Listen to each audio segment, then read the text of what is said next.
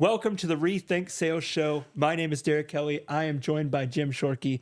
And Jim, something we teach a lot about is the importance of disciplined journaling. Yes. We've had 3,000, close to 3,500 people go through this 2-page worksheet that really lays out what are your habits, how do you track them over the week, you give yourself a goal at the end, and then you reflect on it. And we've heard so much feedback from people about how helpful that has been. Guys, I'll put a link below for you to put in your email and get that resource. But Jim, why is that so? Hold on. Yeah. Make sure we clarify that it's free. Yes. It's free. It is free. F-R-E-E. No charge. Yes, no charge. And people love it. The feedback is, thank you. And I've recognized as I've done that resource myself and used that tool to set forth my disciplines, it really allows you to get clear on what are you going after? I met a guy who was wanting to write a book, and he had said, okay, my goal is to write 2,000 words a day. And a tool like that would have been really helpful for him, right? Because he could have said, okay, on Monday, did I hit my 2,000 words? Yes. Tuesday, yes. Wednesday, no. But I'm not going to beat myself up. Thursday, yes. Then he can look at the end of the week and say, wow, I wrote 60,000 words or 80,000 words. That's a lot to accomplish. In a book. And the interesting thing about it is once you get into to discipline journaling and really understand the concept, so let's say it's 10 pages a day, right? That we're going to write for our book. Might get on a roll and you'll do 11 and it's cool. So you get a check mark, got my 10, but you got 11. And if you look at 10 times 10, that's 100. But 10 times 11 is 110.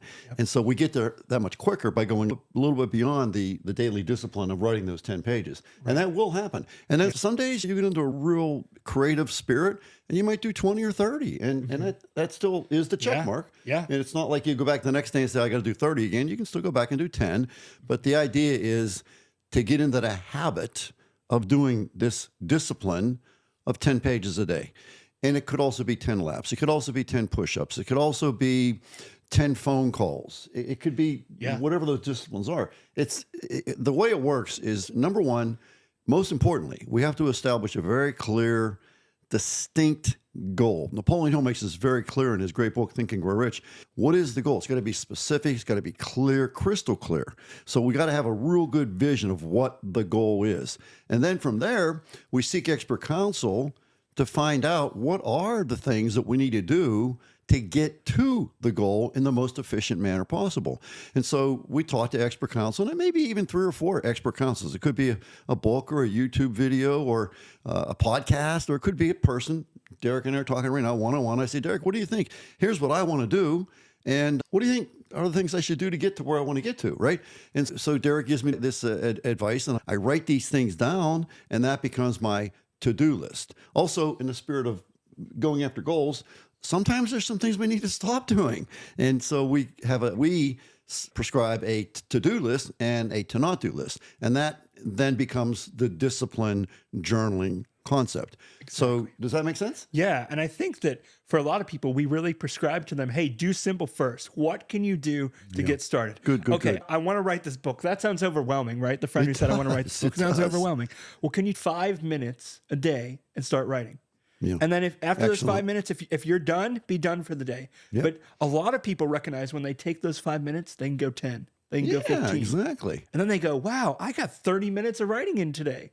Phenomenal, right? But we help people really get started. So Jim, what happens when somebody has that initial inertia? They've gotten our discipline journal, they've used it, and they're thinking, I got stuck again, right? I hit that setback that we talk about inside of Rethink You 2.0. Wow, this really got me started back on some healthy disciplines, right? I've talked to some people that say, I've worked out for 6 months, and they hit a wall and they stop.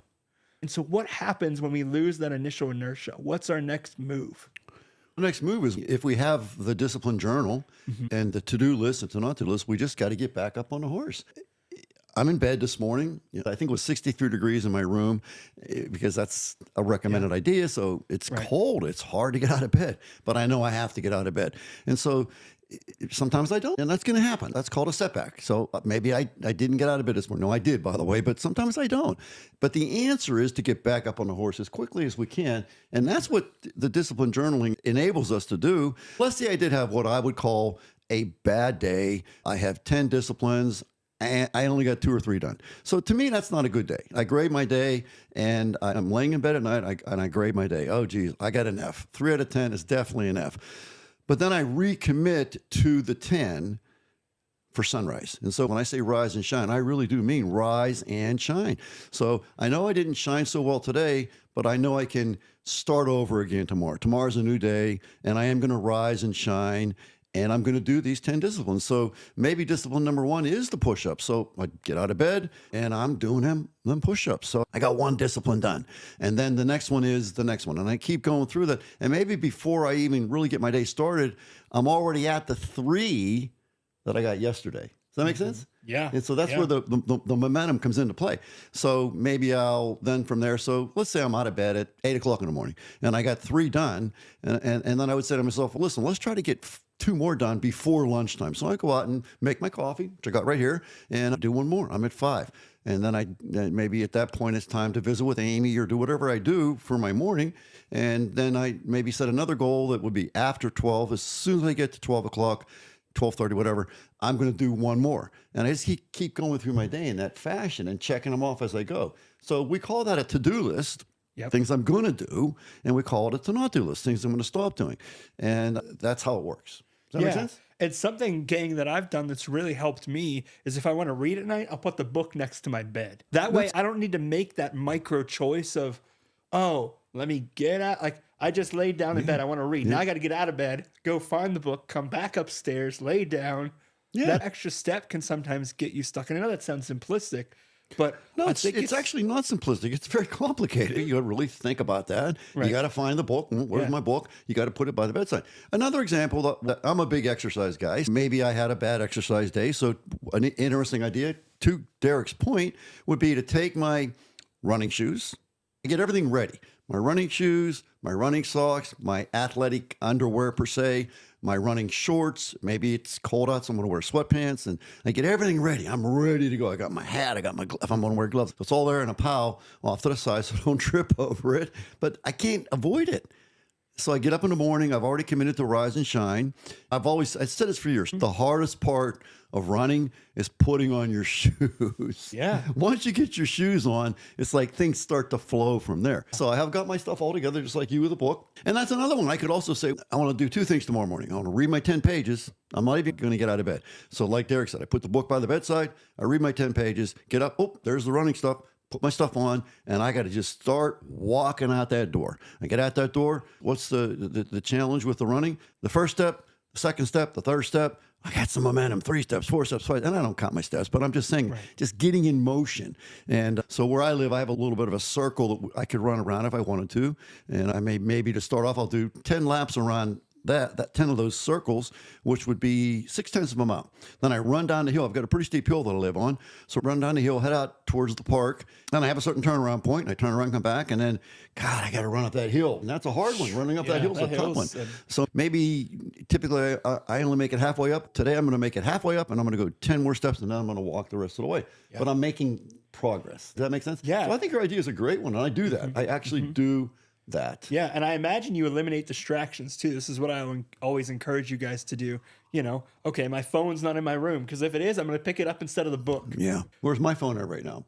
It's downstairs in the bathroom. I don't want to be distracted. Right. I want to talk to you. Yeah. I want to visit with you. Right. And they say, I've read this, where if you walk into a meeting and you've got your phone in your hand, what you're saying to Derek Kelly is, Derek, you're not the most important person here. This is the most important thing, this phone. Yep. So I've really been working on that, because I'm not very great looking at the phone all the time and getting the notifications, all that stuff. So I'm finding that the best thing for me to do when I'm going to go visit with my grandchildren is to leave the phone in the car. And I've been doing that. And it's a little bit of a challenge, because oh, who's calling me? Who wants to talk to Jim Shorkey today? And all this other bull crap, which, by the way, is bull crap. Very few people want to talk to me anymore. I don't mean that to be self-deprecating. It's just, I'm not that important. And so leaving the phone in the car, I get in the car, pick up my phone, look at it. Right. And, oh, geez, Like this morning, I was out doing my walking, and a good friend of mine, Jim Rajanovich, who is Matt, my son-in-law's brother, called me, and so I missed the call. I already called him back. We actually have an appointment today at 3:45 to be exact. So we're gonna. And I told him, I said, Jim, it's a busy day doing the podcast and whatnot. He said, I'm going to put you on my calendar. So I have him on my calendar. But you see what I'm saying? Like, I missed the call. What's the big deal? Yeah, you got back to him. I got back to him. Yeah. There were some notifications on Facebook. I'll get there. I may not get to him today. It's not the end of the world. Yeah. It's Facebook. It's not a big deal. Yeah. If somebody says to me, "You did a great job on that video. That was really interesting. That was fun to watch," I can text them, "Thank you," tomorrow. Or maybe I will get to it today. Does that make sense? Yeah. And I think to what you're saying, it's so true. I found myself even having that accountability for, okay, hey, Jim, I'm going to make 5 sales phone calls today. And I've called you afterwards and say, hey, I did that. Here's the results. It helps us as people having that connection point, right? It's personal accountability. It really is. But if you write it out beforehand, it really is similar to the book by the side of the bed or the exercise stuff Prep beforehand. It's the same kind of a thing. So if we have this list and we stay near the list, our brain does not like, I didn't accomplish. Our brain does not like, I only did 3 out of 10. Our brain doesn't like failure. It doesn't. It really doesn't. So it puts this pressure on us to do at least one of those 10 steps. Right. And then once we get one done, it's one done. Why don't I do 2? And then we get 2, and we just keep going. And maybe at the end of the day, it hasn't been the best day, which is okay. It's going to happen. But we get to the end of the day, we're doing our accountability session with Jim Shorkey, and we look and say, I got 5 out of 10. That's an F. But you know what? Number 6, I can do that right now. That's the push-up. So I can bang out those push-ups right now. Check mark. And I look again. Now I got 6. Maybe there's one more I can do. Oh, I need to read those 20 pages. I know for a fact I only got 10 done. So I'm going to read 10 more, which for me is pretty easy because I love to read, and I read every night in bed before I go to sleep. But nevertheless, now I'm at 7 out of 10. And guess what? 7 out of 10 is a C. Isn't a C better than an F or a D? Yeah. See where I'm going with this? So it wasn't the perfect day. We don't look at perfection with Rethink You 2.0. We don't look at perfection the same way most people do. Our goal is always going to be 10 out of 10. But the real goal is progression. Am I making progress? I got 7 out of 10 versus yesterday where it was 5 out of 10. Let's say I made progress. And now I relook at that tomorrow morning. You know what? I'm going for perfection. And I'm going to really be determined tomorrow to get my 10 out of 10. So again, we're back to rise and shine. And I think it's really helpful. Some people say, oh, I don't need to write this stuff down. I can just remember it. I think writing it down is crucial because your brain can't remember 12 disciplines. It's accountability. It's accountability. Right? It forces me to say, okay, these are things I want to do. Like the other day, I had 2 extra things I wanted to do. I wanted to the fridge for my wife and my kids since it was getting a little full, right? And I want to take my kids on a walk. Well, what else? I had other things I already committed to do. I needed to do those things first, and it gave me the motivation to add those extra pieces on. Knowing, okay, I had an extra hour in my day. What can I do to build my love with my wife? I can clean out the fridge. That's not that hard to do. Great. And then my kids, they're rambunctious, 7, 5, and 18 months. I'll take them all on a walk. They came back and were exhausted and went to bed early. So then I got time with my wife. But planning out how to make that downtime primetime, which is another resource we can link for you guys below. We have a whole resource on what does it mean to make your downtime into prime time. Right. Combining that with disciplined journaling, those 2 things together are really powerful. And so the disciplined journaling for the average Joe, I'm an average Joe, it does seem a little unnecessary maybe or a little hokey. Right. Yep. But I want to talk to the business people out there. Right. Let's talk about accounting. Let's talk about accountability. Let's talk about counting. Accounting, accountability, counting. Okay? There is not a business person in the world. If you're not counting in your business, you are going to fail. You have to count. You have to have accounting. And it's a very complicated subject, which I'm not going to get into right now. But in our business, we count. How many cars do we sell? You measure. What was the profit on those cars? What were the expenses attached to those cars? How many do we have in stock? Do we have enough or do we have too many? We're always counting day supply of a number of different assets. And the business that isn't counting is a business that's not going to be there. Because if you count, then you know that you got 100. But guess what? The goal, because we pre-wrote it, was 200. So we're way short, but at least we know. So now we work on getting it to 110. And we did it. And we actually stretched a little bit, got it to 120. We're counting. Do you see what I'm saying? We're counting. And next day, 130, 132. Oh boy, we're making progress. And eventually we do get it to 200. And if it's the right discipline, which it will be, because where do we get that discipline idea from? Expert counsel says you need to do this 200 times. We're not getting it done enough. If we don't get it done enough, ultimately we are going to lose. We're always working at getting the numbers where they need to be based on the expert counsel advice that we got, and it needs to be 200. We're only at 100, so we're on our way, but we're not there. So we got to get it to 200. So if you're not counting in your business, Derek, you're going to lose. So isn't this a business, though? Yeah. Isn't this thing here a business? Yeah. We go to the doctor. What do? They check your blood pressure. They do your vitals. They check your oxygen saturation. They listen to your heart. They make you breathe. They listen to your lungs. They check the pulses throughout your body. I'm talking to Jim Shorkey, by the way, because I just went to my cardiologist last Wednesday, and that's what he did. And there was a lot of information that was exchanged there that was very positive. It's very. I've been through a lot of health issues in my recent year here, and so I went to my cardiologist for our visit, and it was a really positive visit because I've been working incredibly hard. But we're counting. He's counting, and he's recording. So the information that he counted is in my record. Why? Do you really think he's going to remember what my blood pressure was? Is he going to remember my oxygen saturation? Is he going to remember what the pulses were? He's recording. Why wouldn't we do the same thing? This guy's he's an MD. He's a cardiologist. I love Dr. Kleist. He's wonderful, but he's counting. So if he's counting, why am I not counting? Why are you not counting? You have to count. Did you do 3 laps or 4 laps? You have to know that, and you write it down. So we'll write it down. The goal is 10 laps. We only got 3, but we did get 3. Good for you. So next day we're going to get 4. We're going to keep working until we get to that 10. But we have to count, and we have to record. That's what the discipline journal is about. It's like a diary. The disciplines are listed. Yep. Every day we have a page dedicated to the disciplines, and we check them off. So we can go back and say, last week I didn't do so hot. This week I'm going to do better. Yep. Maybe the average discipline penetration is 50%. And so this week I got to go for 70. And we just keep going. And eventually we do get it to 100. And guess what happens when we get it to 100?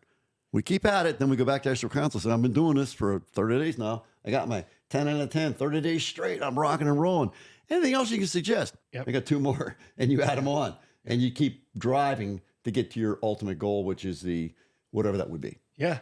Could you imagine if you didn't measure how many cars you sold? Oh, we might have sold 110. That's a recipe for going bankrupt. Trust me. And even on the marketing front, I have people come to me and say, hey, I should throw up a billboard. And I'll say, the problem with a billboard is it's hard. There are some ways you can measure it, but it's hard to measure it compared to an ad where you can see, okay, we had 20 people click, 5 people purchased, and they spent X, right? Yeah. And so it's not that it isn't good to try some different things, but if you can't measure something, it's really hard to put stuff. Exactly. And like you said, you can measure the billboard with a toll-free number, for example, or some kind of giveaway or whatever the case may be. Yep. But I want to put up a billboard. My first question, maybe different than yours, is why? Why do you want to put up a billboard? I want to drive traffic. Was that the best way to drive traffic? Are there some other things we could do? For example, you have a sales team of how many? Oh, 10. Okay.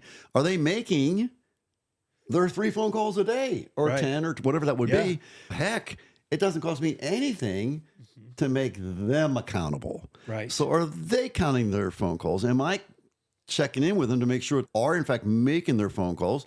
Because quite frankly, if we're trying to drive traffic, wow, what a great way to drive traffic. Yeah. We already have these people hired. They're making money if they bring in clients.